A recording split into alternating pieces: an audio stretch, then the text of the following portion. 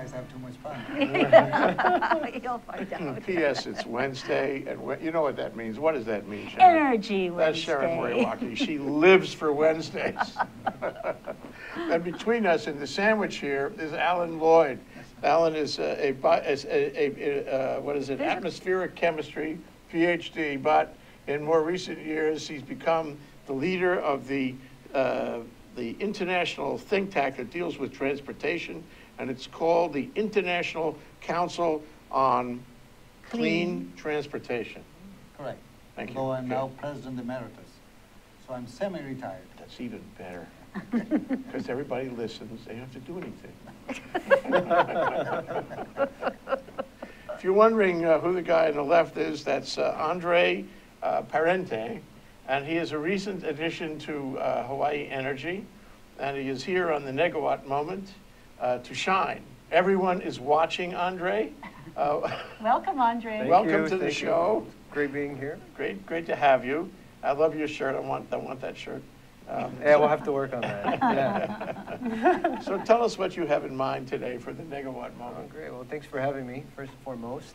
My name is Andre, and I work at Hawaii Energy. And we are a ratepayer conservation funded program. And so what we focus on is we help businesses and residents in Hawaii to basically save energy. And we do that by financial incentives and with rebate programs to help them, incentivize them to upgrade to the next equipment or machines or whatever they need to do to save more energy.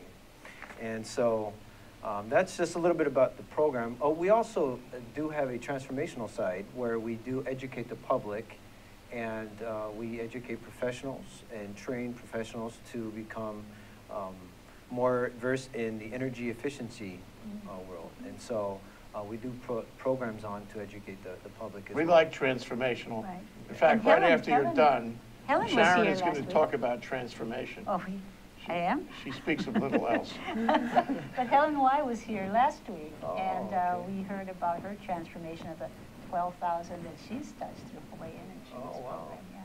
Yeah. We try to do our best to put on programs to really educate the public and help drive us into the next generation of energy efficiency. So what's the program you want to talk about today? Yeah, so I manage industrial accounts and education sectors. And so anything that's from K through 12, university level, private school, or industrial accounts. And so I was going to speak a little bit about that and just give a little bit of background information of who I am and where I fit in the organization. So maybe I can start just a little bit with who I am and where I come from. So, Absolutely. Yeah. So I'm originally from Brazil. I was born in Brazil, far away from here in the Amazon. No, not in the Amazon. You still speak Portuguese? Yeah, I do speak a little Portuguese. Yeah. Eu falo pouquinho. Tudo bem, joia, legal. Right. They do this in Portugal? We did it first, yeah. Yeah, absolutely. Yeah, exactly. Yeah. So, yeah, born in Brazil, and then I grew up actually in Colorado. Long story short, what brought me to Hawaii was love. My wife is from Hawaii, and so we moved back to get closer to family, and that's how we ended up being here. Oh, what a story. Yeah. So before joining Hawaii Energy, I owned a financial company, and before that I worked at Hawaiian Electric for a couple years. And in the mainland, I worked as an engineer for a company called Caterpillar. The big yellow machine. Peoria, Illinois. That's absolutely correct. Not many people know that, by the way. It's a small world. I used to represent them. Is that right? Oh, wow. Yeah, lived in Peoria for several years of my life. Yeah. Okay. So, yeah, just moved there from there 7 years ago. So your background is engineering or finance? I guess both. Good. But yeah, education-wise, yeah. I'm an electrical engineer by education. Okay. Yeah. Good. They have electrical engineering in Rio de Janeiro. Yeah, the dancing kind, the summer. Okay, why don't we move on to your program that you want to talk about? Absolutely. So what we do, so I manage industrial accounts, and what we try to do is we try to help businesses save money on their energy costs.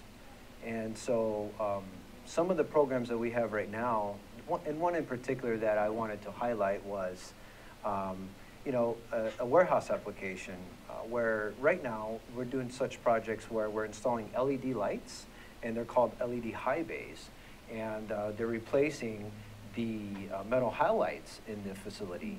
And they're going from, like, for instance, a 400 watt metal highlight down to 150 watt LED high bay. And Qu'est-ce que c'est high bay? Qu'est-ce que c'est is Portuguese for what is that? Yeah, what is that? Well, basically, it's just a light structure, a fixture that's basically up on the ceiling, high from the ground, high elevation from the ground. Okay. Yeah. And what's particularly interesting about some of these is that we're installing, we're having the clients, they're choosing to install occupancy sensors. And so when you go underneath the light, it turns on. And then when you leave, it turns off. And so it's becoming much more controlled, and it's has a lot more technology integrated in these lighting systems. And so that's right. And with the incentives that we give to the clients and to the customers, these HECO account holders, you know, you're looking at a payback of about 1.5 years, and you're looking at potentially an incentive package that's about 25% of the project costs. And so, you know, it makes a lot of sense. And so I have a great job. I get to help the businesses and the people in Hawaii save money, get to do what's best for our planet, and, you know, it's just a great combination. So is the sensor on the light, or is it remote from the light? It can be either or, actually. Is the sensor focused in the place on the footprint on the floor that's right under the light, or does it cover areas beyond that? Yeah, it's focused into the direction where there's going to be movement of the folks, you know, and so they want to capture where there's going to be people. And so, but the light obviously is in one location. But yeah, you're typically putting the sensor where it's able to get attention to where there's people.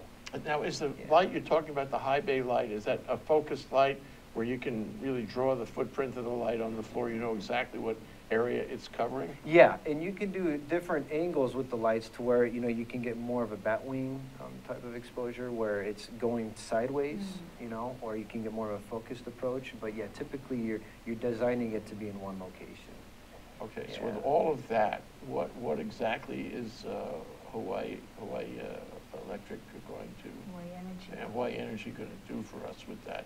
Are you going to give us a credit? Yeah, and so basically at the end of the day, if you're able to save energy, we will find some way to incentivize that. And so we tie your energy savings to a financial amount. And so if you're basically saving energy, whether it's from lighting, new machinery, or whatnot, if you're saving energy, the general rule of thumb is there is a financial incentive for you. So you have to put out the money first to buy the equipment, and then whatever is saved, then you get some amount. That's right. But there are other programs where it's up front. You know, when you buy it, like you receive it. It's a rebate. It's right then and there. Not this one. Yeah. So if I spend $50,000 putting these high bay lights in my warehouse together with the sensors, how much are you going to give me? Approximately $10,000. Not bad. Oh, that's Not pretty bad. good. That's pretty good. Yeah. I'm glad you came today. Yeah. Now, customarily, Alan, we allow our principal guests the opportunity to cross-examine the people who come down from Hawaii Energy. And we'd like to offer you, extend that opportunity to you today. The only thing I would suggest, can employers use that device as a way of finding out if their employees are working or going to sleep and whatnot? So if there's no movement, the light goes off. Right. Yeah, exactly. Yeah, that's Serves the two thing. purposes. Yeah, exactly. Or it gives you a shock. So it's greater efficiency light and then trying to maximize the efficiency of the employees. Yeah, exactly. Yeah, two rules. Yeah, absolutely. Well, thank you, Rob DeVerterra, who's here from Hawaii Energy, and thank you, Andre, for coming down. It's my honor. It's great to meet you and have you on our show. We hope you come back soon. Thank you very much. Okay. Looking forward to it. All right. We're going to have a short break now. Is that okay, Sharon? Sure. Let's Okay, go. when we come back, we're going to get serious, okay, with Alan Lloyd. All right. Okay. We'll be right And I back. have some. Hi, I'm Ethan Allen. I host Likeable Science on ThinkTech Hawaii, and I do this because I care about science literacy in Hawaii. I want to spread the understanding that science is a vital and interesting part of everyone's life.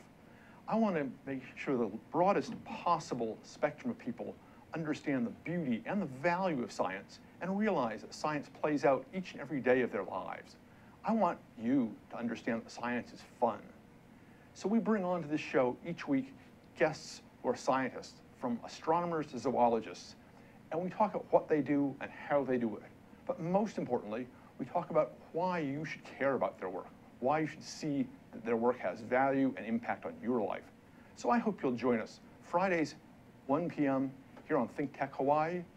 You can watch us via live stream. You can watch us recorded on Olelo, and you can see us each week. We hope you'll join us. Hi, I'm Donna Blanchard. I'm the host of Center Stage here on ThinkTech Hawaii. Center Stage airs every Wednesday at 2 o'clock, and of course you can check out our archives on YouTube or on ThinkTech Hawaii anytime you like. Why should you do that? Because this is an arts show that I believe is making a difference in lives.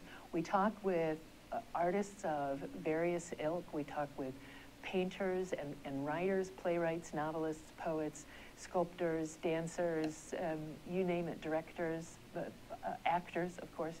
And we don't only talk about what people do, but we talk about how they do it. And my favorite part of the conversation, we talk about why they do it. And it's really common on this show to hear people say, wow, I didn't think about it that way. And it's very common to hear people afterwards who have seen the show say the same thing. And I hear all the time that people are inspired by the conversations that we have. So why don't you join us and be inspired too? That's Center Stage on Wednesdays at 2 o'clock. We'll see you Center Stage.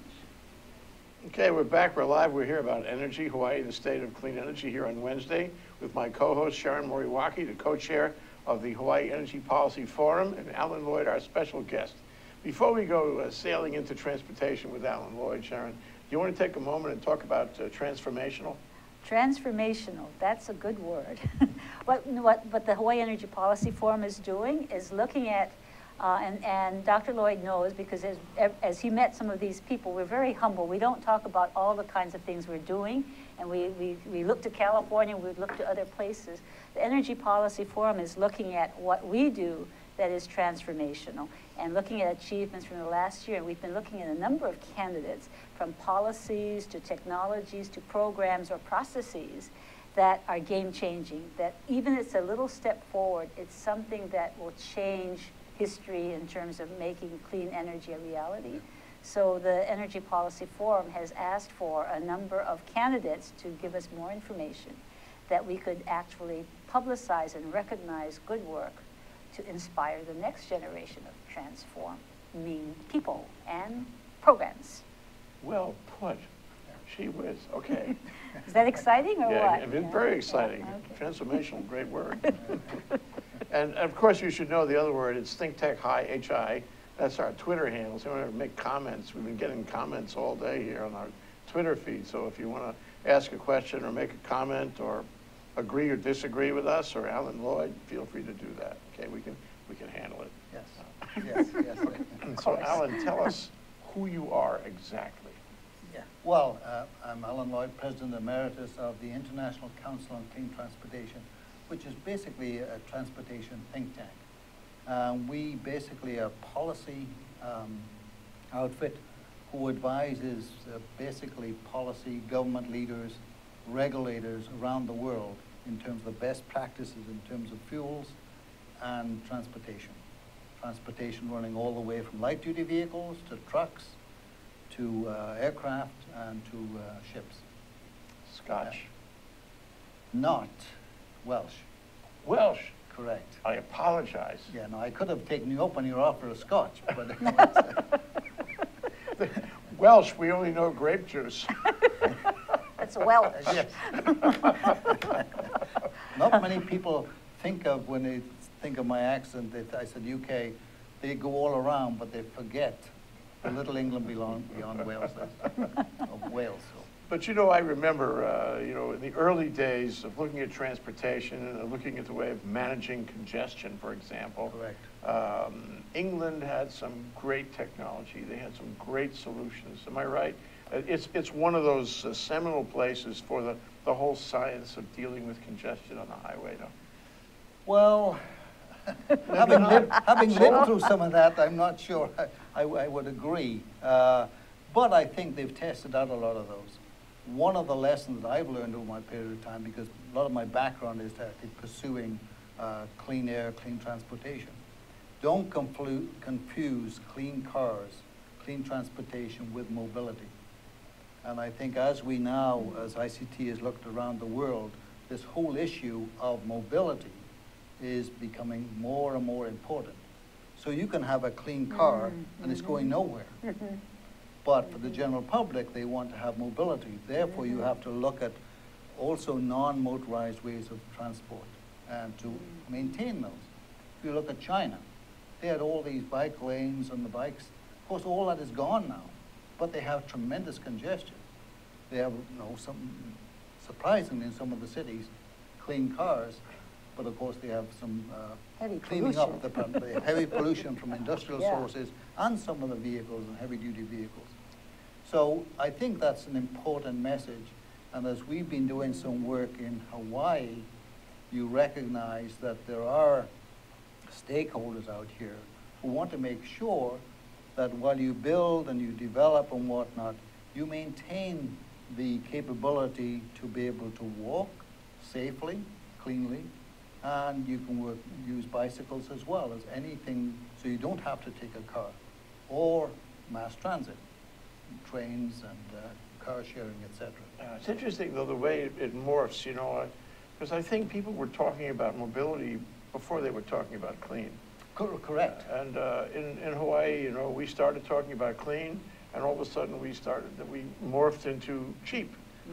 So I think if you took a vote, you'd find more people are interested in cheap than clean. And in the rest of the world, too, I think you'd find more people are interested in mobility than in clean, too. Well, I grew up, most of my professional life has been in California. And there, been tremendous challenge when I first came into the States, working at the statewide Air Pollution Research Center, was part of the University of California, Riverside, which was basically the home of smog at that time. So in fact, people... That's saying something. So in fact, people were willing to invest in that. The legislature were willing to show that leadership, and the governors that part. So that's an important piece of that. So I think I'm jaundiced by that viewpoint.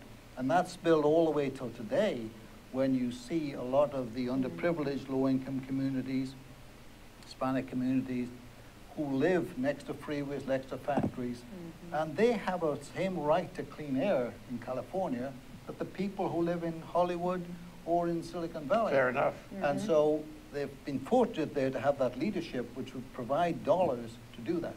Yeah. Now, you are lucky in Hawaii, you've got wonderful environment, wonderful clean air. And so as a result, in some of the areas, as we've seen in our study and was discussed in the stakeholder meeting today, you can't qualify, Hawaii can't qualify for some of these funds that are available for non-attainment areas. You have it too damn clean. But that's not to say that if you go down into some of these areas in Waikiki and you have these diesel trucks spewing out pollution. But buses, too. Buses as well. Now we know that those diesel particulates cause cancer, period. And so that can be controlled. That's where technology can be controlled, can be eliminated. So the people coming into Hawaii can breathe the precious air that you have. Yeah.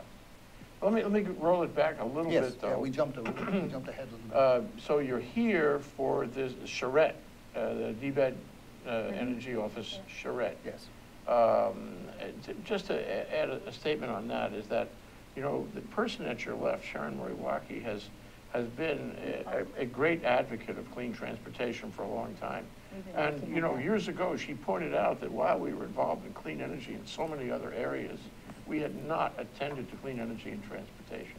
And I think, all of the attention that's focused on it now really is derived from the complaint that she made.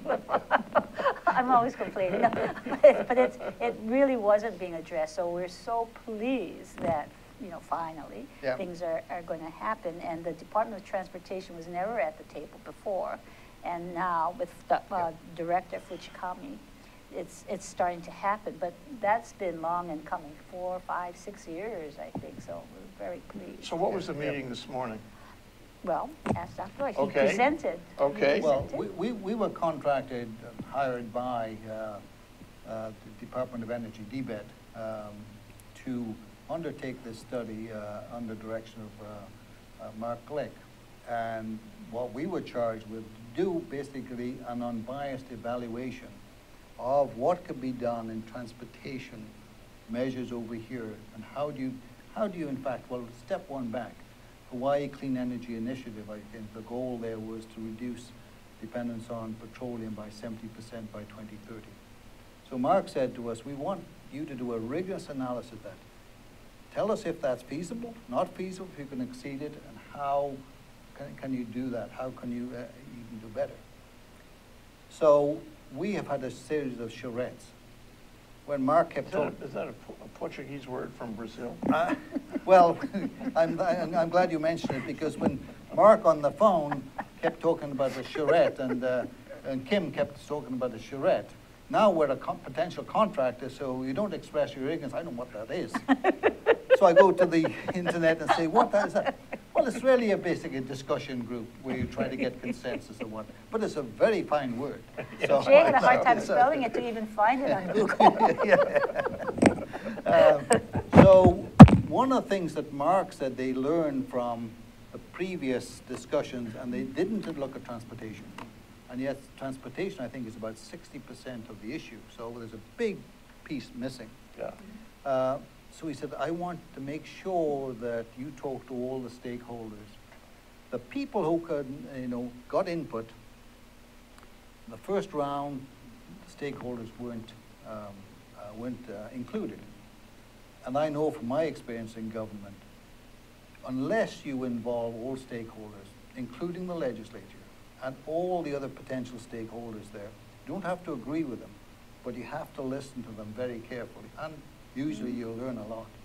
In this case, yes, for the charrette, what's the nature of the body of stakeholders? I mean, how deep and wide is it? Well, they're all over from, for example, from the transportation departments, local, state, island, to some of the non-governmental organizations, the environmental groups, Energy Accelerator, Blue Planet.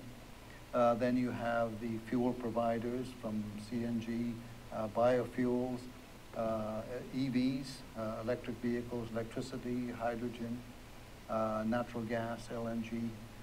You had the marine, you had aviation. So as many as you can across the board. And we had some of the planners there as well. So trying to involve all those, and I say the respective government agencies, and I think Sharon made a great point. Early on, with the previous administration, it was very conspicuous in spite of Mark's outreach then we couldn't get the Department of Transportation.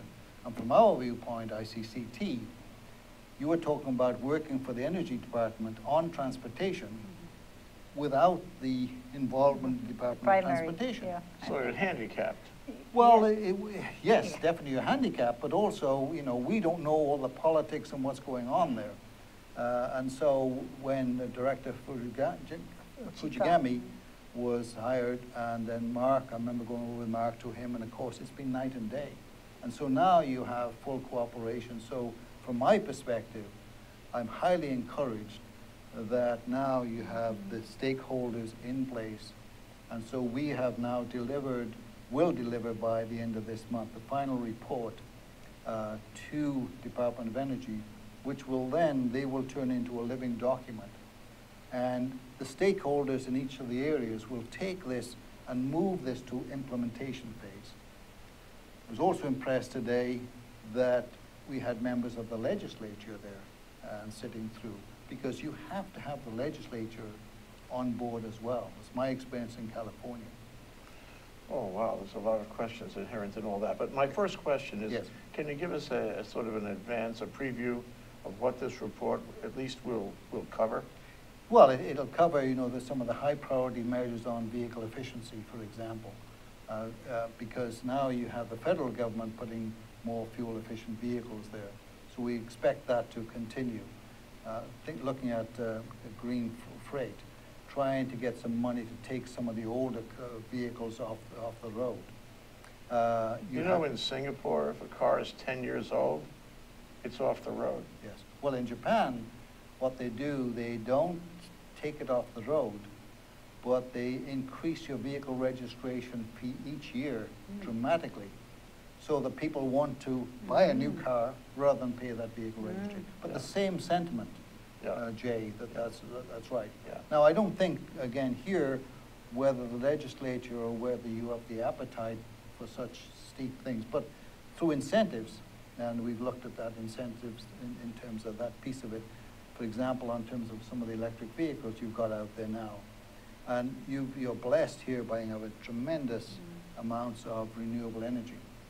So if you can actually marry the transportation sector with the energy sector, as you've done in the legislature now, so you have Senator Inouye, who's over both of those, you can see, ideally, if you want to solve your, not that you have a big problem with greenhouse gases here, or clean air, but in fact, if you marry an electric vehicle, whether it's a battery electric or it's a fuel cell electric, with renewable energy, which you get from the sun or wind, you have no pollution, you have quiet vehicles, and you have no greenhouse gases. So you've got a win all round. And so in fact, Hawaii shows great foresight in marrying that with the legislative side, which can then only help the agencies in the administration translate a lot of this policy recommendation into actions, because the action would be a tax credit, or rather an incentive. And it can be incentive. Well, we have raised also how you might increase some taxes on some of the dirty fuels to subsidize some on the cleaner fuels. But when you mention taxes, of course, also raises issues there. Yeah. On the other hand, people forget that President Reagan raised taxes. When I was in California, I was there, he was a governor too. So you tend to forget those things, but if it works, it's important. Well, that's how you control the conduct of the society. Correct. That's how you tune the economy. You do it with monetary incentives of one kind or another, either positive or negative. One of the interesting things that came out, and Alan was talking about Senator Inouye being there, is that because she now has this new committee of transportation and energy, that she's calling for a plan. And that's where you get that integration, which we would not have had. There's silos, Department of Transportation, Department of Business Economic Development, but now because of this, the new committee that she chairs, and she's totally new, so she wants to see some change, and I think that's really a positive for making that change, bringing energy and integrating energy. And this is really a new day in the Senate anyway, with it is a very new day. Covering both transportation and energy. That hasn't happened. So this would be good. Now, the other one. Before you go forward with that, we have to take a break. we have to take a break. Okay. She knows. She can feel it. When he does this. Keep that thought. He said, hold that thought. Alan Lloyd, and he's the International Council in Clean Transportation, here for a charrette with DBED, here on Hawaii, the State of Clean Energy, with Sharon Moriwaki and I are finding out more about what we can do. We'll be right back. Aloha, I'm Hunter Hevlin, host of Sustainable Hawaii here at ThinkTech Hawaii. You can tune in every week on Thursday at 2 p.m. to see interviews with sustainability professionals from around the state and even further abroad, learning about activities with water management, food security, waste management, and a whole host of other fascinating opportunities to get engaged with making a greener island. So if you're interested in making the transition from consuming individuals to communities of producers, check us out every Thursday. Aloha, my name is Paul Jackson, better known as PJ, and my local interest is in sports. I have my own sports radio show at KWAI AM 1080 that you can stream live. I also have my own website, pjsportsradio.com. We have live guests in studio, and we talk about discussions and topics that everyone wants to know locally here on the islands. We cover everything from surfing to basketball to whatever's going on locally, sports-wise. We try to do our best and cover the topics in depth as much as we can. Once again, thank you for joining PJ here on Hawaii Sports Update. Mahalo. Okay, we're back. We're live with Alan Lloyd, International Council on Clean Transportation, and Sharon Moriwaki, talking about the subject I think is most dear to her and to Well, him. now it's much dearer. We're going to do something. So this report was going to come out soon, is going to talk about incentives to use clean energy in our vehicular transportation. Correct. And one of them would be tax incentives or some kind of positive, or I guess you haven't decided yet exactly. Well, which way. they talked about both of those, but remember, we can give the options Right. to DBET. Right. It's up to them and the stakeholders how they want to implement that project. Okay, well, other things are going to be included in this report? Well, I think one of the key areas that in there is that how do you reduce, because vehicle miles traveled, as we talked earlier about the whole issue of mobility. So how do you get people out of their cars? How do you make it so that people don't want to buy a car? But the other piece of that is that, and you can do that a number of ways. You can have ride sharing, you can have bike lanes, you can have walking and the whole bit. But remember, the whole infrastructure you build there, the Department of Transportation relies on the gas tax funding to come in from the use of gasoline and whatnot to build the infrastructure. So you have to recognize that if you want to maintain your roads in Hawaii, and who doesn't, Yeah. then you have to support that to make sure that that Director Fujikami has money to keep that up. So what we said, A bit of a conundrum, isn't it? it's a The more well, progress it's you a- make, The the more less you have progress, money, you the have less to money make you get to progress. make it's a catch-22. But the point is, How do you shift that? yeah, it's how do you do that, and how do you do it fairly, so distributed fairly, because you can't run away from that and say you don't need it. So it's up to the legislature and then the stakeholders to come up with approaches. And I think that's what you said earlier, that the legislature has asked for ways for a plan. What should they do? Because that is a significant issue. And we're saying, well, maybe you put more tax on certain of the fuels and that part of it, and to make sure that you come out even and maintain that, so that the people see, well, you're not building up the overall taxes, but I you're certainly agree with the barrel tax and all that, and vehicle But- mile travel tax. But the barrel tax What? apparently doesn't go into supporting, Not transportation, no, just energy. In But transportation. not transportation. Why don't we just take it off the top? Why don't we just appropriate the money to fix the problem? Why don't we just do that? I think that you just invite a legislator here and then tell them to do that. Just do it. Just do That's it. it. Yeah, Oh, goodness. that's the, That's what I wanted to ask you about, Alan. So now you have the report. yes. And you have various suggestions, and you're addressing these suggestions to the sort of the head of the charrette, namely Mark Click and Right. the DBED Energy Office. Yes. And then he's got the next task, which is to actually do get it. something done. Yes, Yeah. Okay, at Yep. the end of the day, it's the old thing about political will. correct. And finding a way through the political maze. Now, Yeah. you've had this experience in California Correct. and probably in other places where you've provided Yeah. services. I'm really wondering your thoughts now about that, about how much, what we have to do to get through that, Yeah. how we best do it, and the likelihood of success at doing it, because we haven't done it yet. Yeah. Well, I think the likelihood of overall success, remains to be seen. I think, though, because what I've seen in the way Mark has conducted the study, directed us for the study, and the way we've come up with suggestions, and today I was very encouraged by stakeholders, that there's a will to get things done. Not all of these will require dollars. So it was easy for the legislature to appoint HICAT as the lead for some of the work on hydrogen and fuel cell vehicles. That doesn't require any dollars. Putting dollars into some of that, I know that's not as easy. But there are in some of those measures which are voluntary measures which can be implemented.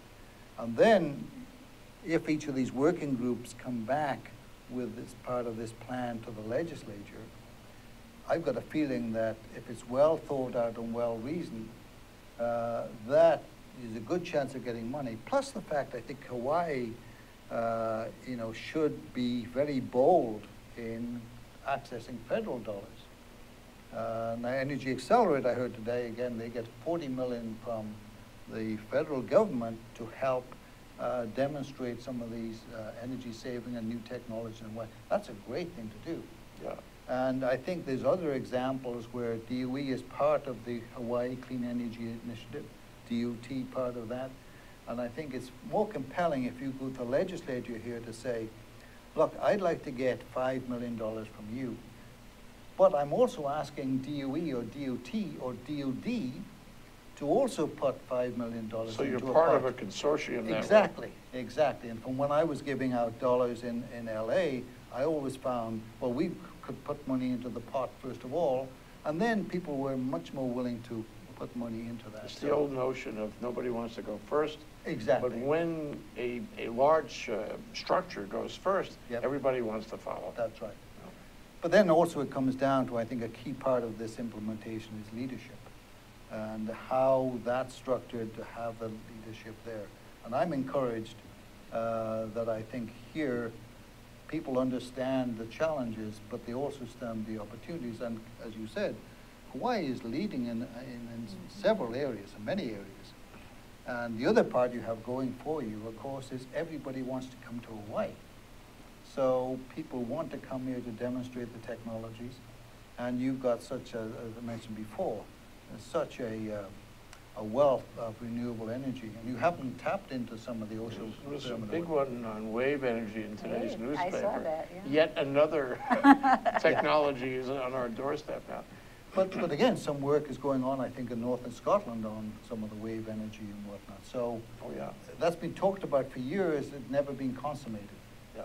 So it can be accessed. And I think maybe Hawaiian Natural Energy Institute has been looking at some of that as well. Well, you talk about leadership. Yes. I don't want to leave that subject too quickly. Yeah. Leadership, you know, that's elusive sometimes. And, you know, we've been hoping for a great energy leader to come forward. Do you find in your travels that you need that? You need a person or an agency who will bring the flag out and say, follow me, boys and girls. We're going to do this now. Or when you say leadership, are you talking about a less individual kind of leadership? No, I've had the pleasure of working under two governors, both Governor Davis and Governor Schwarzenegger, and where leadership was key on that part of it, and I've worked under them, heading the climate action team for Governor Schwarzenegger. So I would say it has to come from the top, but That means the governor. from the governor to identify someone. And as I say here, we've been delighted with what we've seen, the leadership that Mark has taken, and how smart he's been in trying to get all the stakeholders together. I was worried until I saw DOT coming together, but now I see that part of it. So, no, so as we've said in the report, implementation phase, we had suggested there that, and it's not something that Mark has said to us, obviously he's too modest to do that, but we thought that DBED is an actor and Mark is an actual person to do that. But also he has to have the buy-in from the governor and the legislature, both the legislature and the governor, both of those, and then you go hand in hand. Then you can go forward. And then if you're working under that leadership, the boards in different departments and whatnot, they know the answer to the governor. So when Mark or whoever it would be goes and say, we need to get this done, then you have that real power behind you. Then things get done. So when you submit the report, Yes. that's the end of your engagement. Correct. But you Yeah. could come back, could you not? And you could help us through the next phase of this, call it the political will phase. I could you? do Yes. anything that Mark would like me to do. Got it. Well, not quite. Not quite. Not quite. Fair enough. Within that context. Yeah, let's be Anything that's reasonable. legal. Anyway, Alan, great to have you on the program. Sharon, want to summarize for our listeners? I'm excited. I thank Dr. Lloyd for coming and joining. I know he has a short day and a long day this morning, but I'm very hopeful because we've been talking about needing transportation, clean transportation for a number of years. And so this is the first step. So I hope that, taking from what Jay said, what you're doing will be putting together enough specific information and recommendations that the next step will be easier to go forward with. So thank you. Alan, let me offer you the opportunity to talk to our listeners and leave with them whatever message you think would be appropriate. Let's assume it's the public out there, and let's assume they're all behind camera one. Camera one. Well, I think many of you recognize what a wonderful environment you have here. It's worth preserving. And obviously you want to get to see it as much as you can, therefore you need mobility. But there's technology out there to allow you to move from A to B without congestion or limited congestion in a clean way. And I think you should also demand that part of it. Same thing as we showed in the program. The shipping that comes in here, the airplanes that come in here, you should demand that part of it. I mentioned something today at the meeting, it suddenly struck me. You go to San Francisco and you get the bill at the end of when you're eating, and one of the taxes is for healthy eating or healthy food, which you had no idea when you started eating that you were paying that tax. Seems to me, with all the tourists that you get coming into Hawaii, having them pay for a little bit of privilege to maintain the beauty and the transportation and the energy you have here and all that you offer, that's worth something. And I think people would readily be paid. That's when, again, comes down to leadership, for somebody to say, the legislators say, wait a minute, just a little bit of that. And after a while, people may not like it, but they will respect to it, and they will thank you every time they come to Hawaii and see what a beautiful state you have. And it's a great statement, isn't it? We care enough to charge you for to it. provide you this and to ask you to contribute to it. Correct. Great idea. Well, San Francisco does. Okay. That's Alan Lloyd. He's the what was your President Emeritus of the International Council on Clean Transportation, and my co-host Sharon Moriwaki here in Hawaii, the state of clean energy. Thank you so much. Thank you. My pleasure. My pleasure.